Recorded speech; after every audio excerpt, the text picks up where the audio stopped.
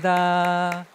네, 옆사람 가 인사하시겠습니다. 반갑습니다. 축복합니다. 사랑합니다. 네, 우리 감사의 제사 드리며라는 찬송 불러드렸는데요. 오늘 이 예배가 이 감사의 제사가 되시기를 바랍니다. 네, 강대상에 개나리가 폈습니다. 봄이 오고 있는데요. 우리 은혜의 봄도 우리 기대하며 또 감사로 예배드리는 이 시간 되시기를 바랍니다. 오늘의 본문은 죽은 나사로를 살려주시는 장면인데요. 이 사건을 통해 주시는 은혜가 참 많이 있습니다. 나사로가 살아났습니다. 죽었다가 살아났는데요. 그 은혜를 받은 나사로와 마르다와 마리아만이 누리는 은혜가 아니라 오늘 이 말씀에 주시는 은혜가 있습니다. 이 말씀에 담긴 은혜를 우리의 은혜로 삼고 누리는 이 시간 되시기를 바랍니다. 나사로가 병들었다라는 소식이 예수님께 들려왔는데요. 그때 예수님은 요단강 건너편에 가 계셨습니다. 수전절에 예루살렘에 오셨다가 사람들이 돌로 치려고 하자 그것을 피해서 요단강 건너편에 있는 베다니에 가 계셨는데요. 나사로가 살던 곳도 베다니이고 이곳도 베다니입니다. 성경에 베다니가 이 두 곳이 나오는데요. 나사로가 살던 베다니는 예루살렘에서 아주 가까운 동네입니다. 약 오리라고 성경은 말해주고 있는데요. 약 1km 정도밖에 떨어져 있지 않은 아주 가까운 곳이고요. 그곳은 이제 유대 땅 베다니이고 요단강 건너편에 또 베다니가 있었는데요. 거기까지의 그 두 베다니의 그 거리는 약 40km 정도 떨어져 있습니다. 그러니까 도보로 한 10시간 정도 걸리는 거리인데요. 그러니까 하루가 꼬박 걸려야 갈 수 있는 곳이었던 거죠.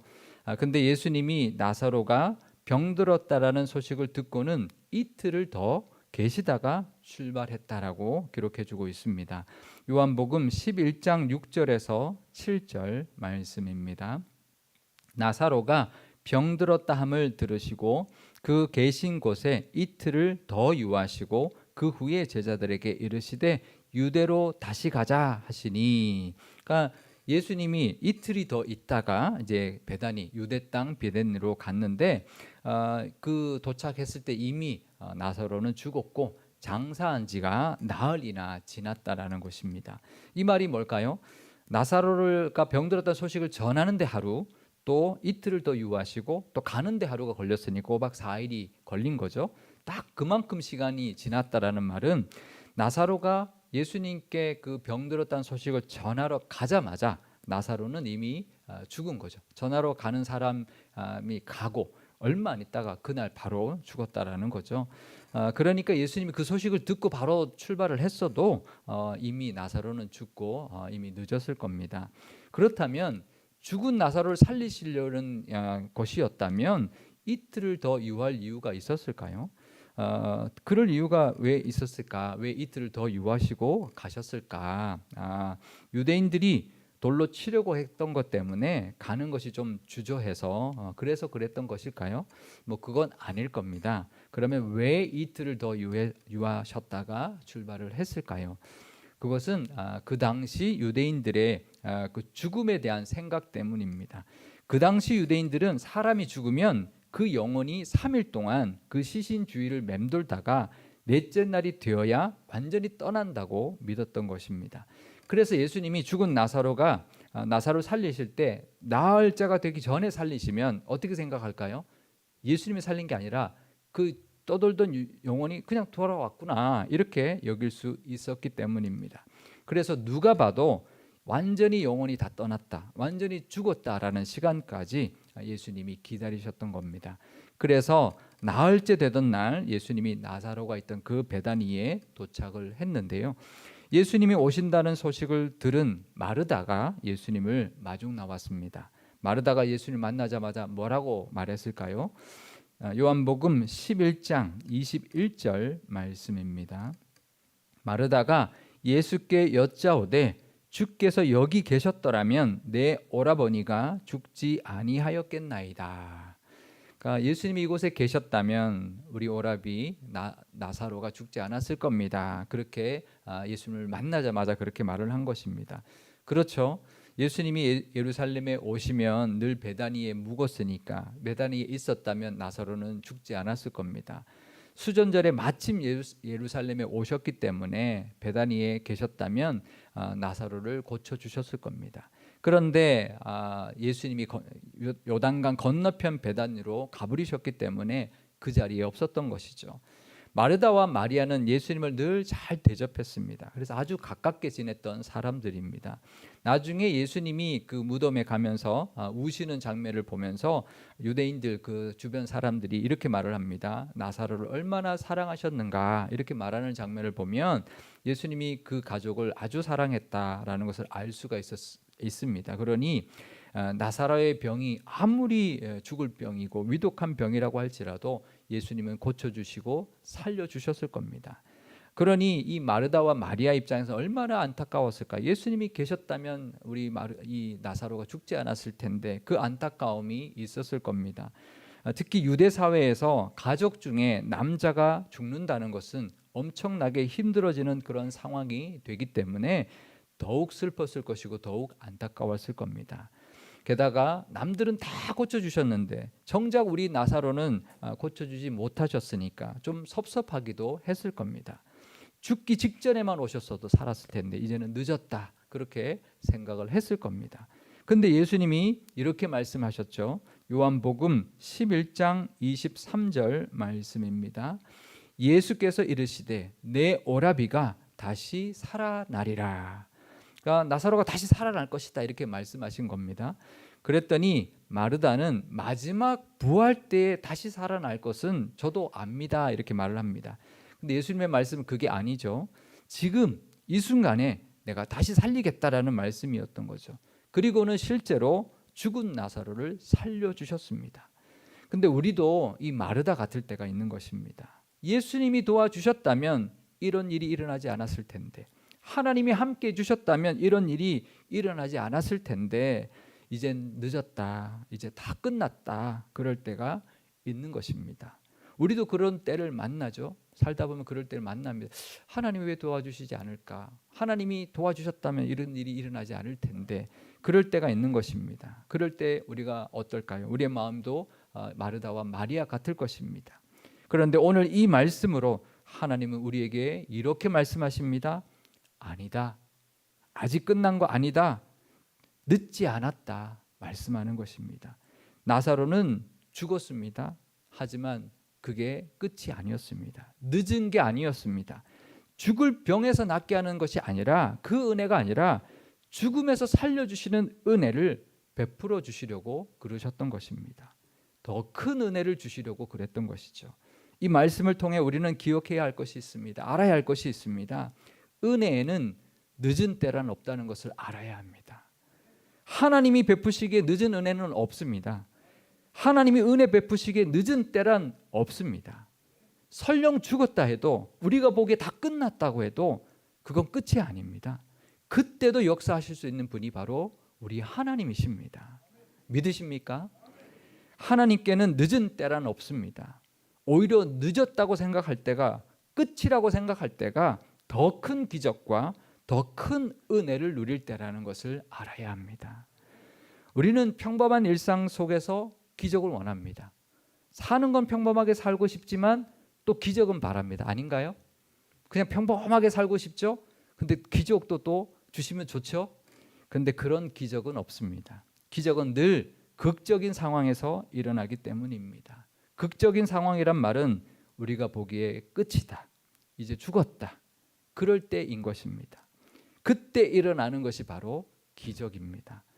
이스라엘 백성들이 출애굽을 했을 때 홍해 바다가 앞을 가로막고 있었습니다. 근데 그 뒤에 애국 군대가 따라오고 있었죠.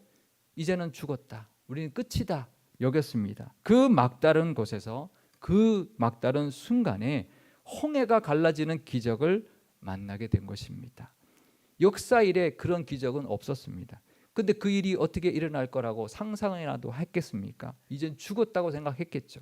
그때 하나님이 기적을 베풀어 주신 것입니다. 우리도 하나님이 함께 계셨다면, 여기 계셨다라면 할 때가 있는 것입니다. 그때 우리는 이 말씀 기억하시길 바랍니다. 나사로도 살리셨다. 다 끝난 것 같아도 하나님께는 끝이 아니다.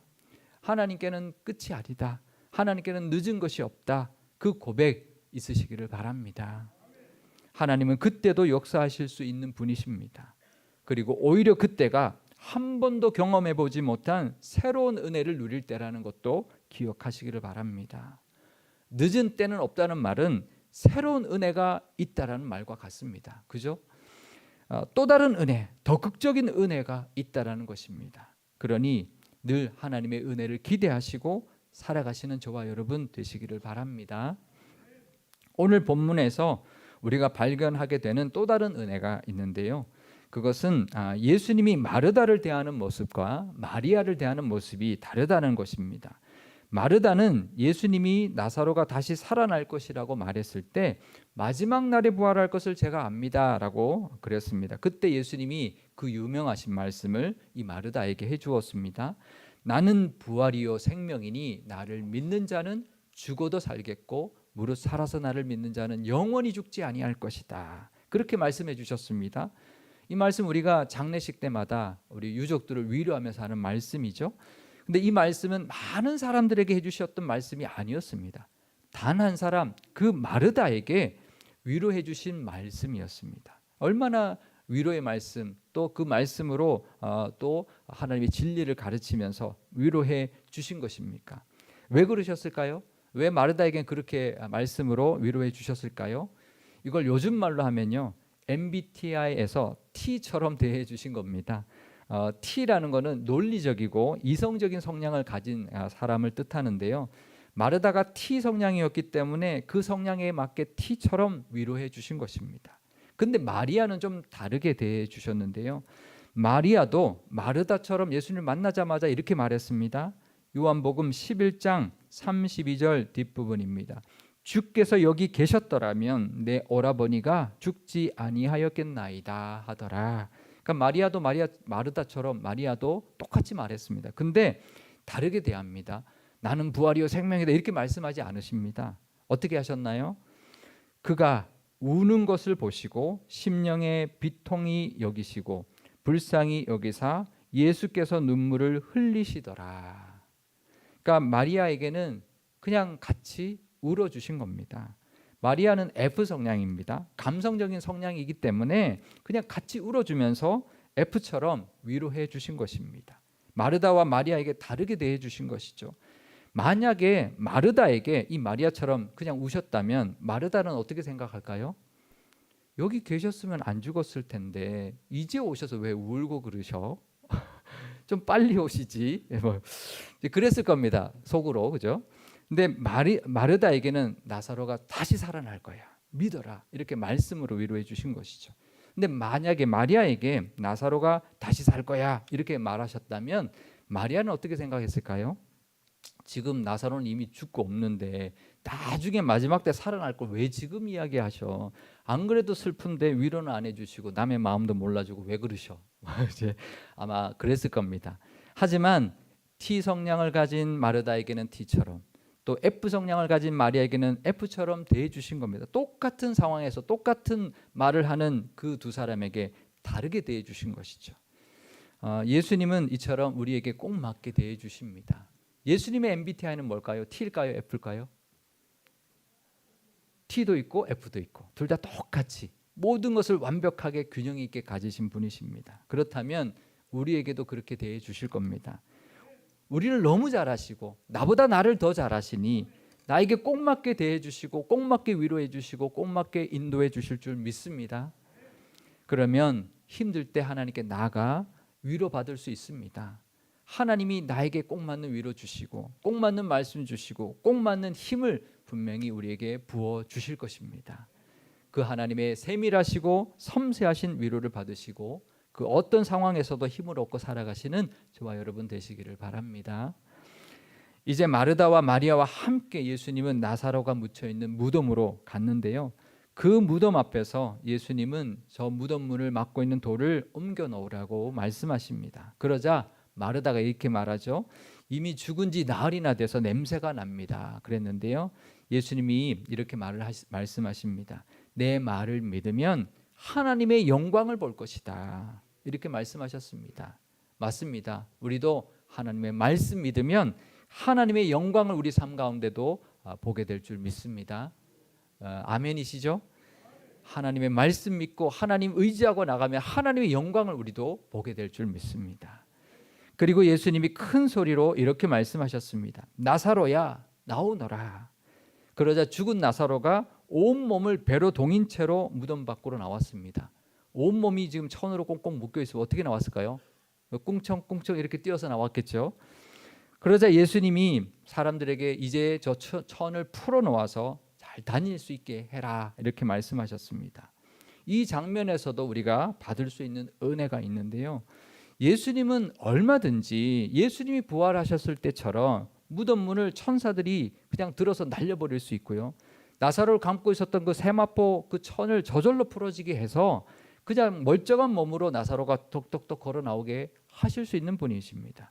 그런데 예수님은 사람들에게 무덤의 돌문을 옮겨라, 나사로에게서 세마포 천을 풀어줘라 라고 말씀하십니다. 왜 그러셨을까요?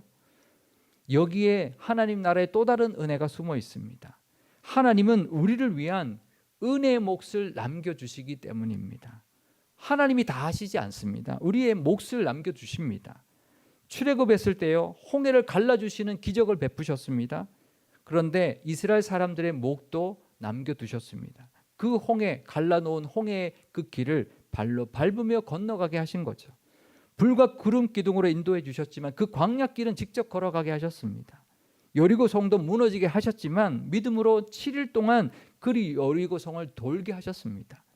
그 은혜의 몫이 있는 것입니다. 우리에게도 은혜의 몫을 남겨두고 계십니다. 이거는 이것까지 내가 다 하리? 그 니네들이 해야지 이게 아닙니다. 은혜에 참여하라는 거죠. 내가 다 하는 거 아니다. 너희도 함께 하자. 믿음에 도전해봐라. 은혜에 동참해라. 그렇게 기회를 주시는 것입니다. 하나님이 원하시는 것은요, 하나님이 원하시는 은혜는 도깨비 방망이 같은 그런 은혜가 아닙니다. 함께 하나님과 함께 만들어가는 은혜를 원하십니다. 나사로 입장에서도 어땠을까요? 예수님이 살려주신 은혜도 있고 감사하지만 자기를 위해 돌을 옮겨준 사람들, 세마포 그 천을 풀어준 사람들의 그 따뜻한 손길을 느꼈을 것이고 그 숨소리까지 느꼈을 겁니다. 그리고 감사했을 겁니다. 우리도 하나님의 은혜에 함께하는 복을 누릴 수 있어야 합니다. 하나님이 역사하시는 그 현장에서 내 몫을 감당하는 은혜도 우리가 누릴 수 있어야 합니다. 그리고 그것을 통해서 하나님이 역사하신과 사랑을 전하는 우리가 함께하고 그것을 통하여 은혜를 전하는 전달자의 역할도 우리가 감당해야 할 것입니다. 오늘도 은혜에는 늦은 때는 없다라는 것을 기억하시고 그 어떤 상황에서도 하나님은 새로운 은혜를 부어주실 것이라는 것을 기대하며 살아가시기를 바랍니다. 또 우리를 세밀하게 대하시는 그 섬세하신 은혜도 누리시기를 바랍니다. 그리고 그 하나님의 은혜의 자리에 늘 동참하는 복도 누리시기를 바랍니다. 그럴 때 우리 모두가 그 은혜, 새로운 은혜, 또 다른 은혜의 주인공이 다 될 줄 믿습니다. 늘 새로운 은혜를 기대하고 누리시며 함께하는 믿음의 우리 교회와 우리 모든 성도님들이 다 되시기를 주님의 이름으로 축원드립니다. 기도하시겠습니다. 사랑과 은혜의 하나님 아버지, 우리도 살다 보면 하나님이 함께 하셨다면, 하나님이 도와주셨다면 이런 일이 벌어지지 않았을 텐데 하는 순간이 있습니다. 하지만 오늘 이 말씀으로 하나님이 베푸시는 은혜에는 늦은 때란 없음을 기억하게 하옵소서. 오히려 늦었다고 생각할 때가, 다 끝났다고 생각할 때가 더 큰 은혜와 새 은혜를 누릴 때라는 것을 믿게 하옵소서. 우리를 너무나 잘 아시는 하나님 아버지, 우리에게도 꼭 맞게 위로해 주시고 꼭 맞게 인도해 주시는 그 은혜에 감사드립니다. 세밀하고 섬세하신 그 하나님을 늘 기대하게 하옵소서. 또 우리에게도 은혜에 동참할 몫을 허락하심에 감사하게 하사 그 어떤 하나님 베푸시는 수많은 은혜의 자리에 우리도 있게 하여 주옵소서. 우리 교회를 위해서도 기도합니다. 늘 새로운 은혜 베풀어 주시고 세밀한 은혜 부어 주시며 그 은혜의 자리에 함께하는 교회가 되게 하옵소서. 그래서 그 은혜를 함께 나누고 전하는 복과 사명도 감당하는 교회와 모든 교우들 다 되게 하옵소서. 오늘 출발하는 성지순례를 위해서도 기도합니다. 분명히 이 성지순례를 통한 은혜가 있을 것입니다. 온 교회가 그 은혜를 나누고 기대하게 하시고 안전하고 은혜롭게 잘 다녀올 수 있도록 하나님께서 함께하여 주옵소서. 그리고 이번 성지순례가 70주년 이후에 부어주실 새 은혜의 마중물이 되게 하옵소서. 우리 구주 예수님의 이름으로 기도드리옵나이다. 아멘.